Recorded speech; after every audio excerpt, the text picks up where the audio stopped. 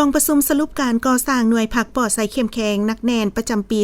2025 ของกองห้อยทหารซ้ายแดน 151 ทหารแขวงสยามบุรีได้จัดขึ้นในวันที่21 เดือนพฤษภาคมนี้โดยการเป็นประธานของสหายพันโทคำตุลสมมณีเลขาหน่วยพักกองห้อยทหารซ้ายแดน 151 ทหารแขวงสยามบุรี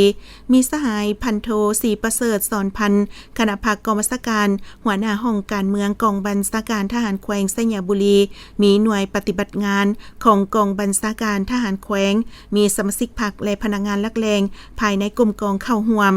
ในกองประชุมสหายพันโทคำตุลสมมณีได้ผ่านบทสรุปการก่อสร้างหน่วยพักปลอดภัยเข้มแข็งนักแน่นประจำปี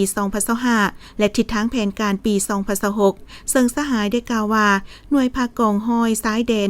151 เป็นหน่วยพักภาคฐานหนึ่งอยู่ภายใต้การนำพาซี่นำของคณะพักกองบัญชาการทหารแขวงสยามบุรีเป็นเสนาธิการให้แก่คณะพักคณะบัญชาโฆษณาศึกษาอมหมการเมืองแนวคิดปลุกระดมคนขวายประชาชนในขอบเขตความรับผิดชอบของหน่วยพักมีสมาชิกพักทั้งหมด31สหายใน1ปีผ่านมาหน่วยพักแมนได้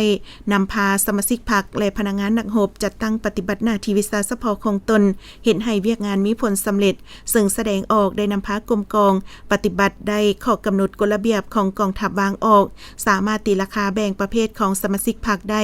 ประเภทแข่ง31สหายองค์การจะตั้งมหาชนได้ประเภทแข็ง5หมวดและ1หมู่สำนักแมนได้ประเภทแข็งตีราคาการนำพาของหน่วยพักตามหาเนื้อในคือด้านการเมืองปฏิบัติได้10คะแนนด้านแนวคิดปฏิบัติได้10คะแนนด้านการจะตั้งปฏิบัติได้9คะแนนด้านแบบแผนการนำพาปฏิบัติได้9คะแนนด้านการนำพาปฏิบัติหน้าที่การเมืองปฏิบัติได้9คะแนนประเภทหน่วยพักได้ประเภทหน่วยพักปลอดภัยเข้มแข็งนักแน่นจากนั้นกองประชุมก็ได้ผ่านข้อตกลงของคันเทิงมอบใบยั่งยืนการก่อสร้างหน่วยพักปลอดภัยเข้มแข็งนักแน่นเป็นสมัยที่2ติดต่อกันพร้อมทั้งรับฟังการผ่านบทบันทึกผลการก่อสร้างหน่วยพักปลอดภัยเข้มแข็งนักแน่นประจำปี 2025 และแผนการก่อสร้างหน่วยพักปลอดภัยเข้มแข็งนักแน่นประจำปี 2026 โอกาสนี้ต่างหน้าคณะหน่วยพักองค์การจะตั้งมหาชนได้จับมือกันขึ้นรับเอาข้อแข่งขัน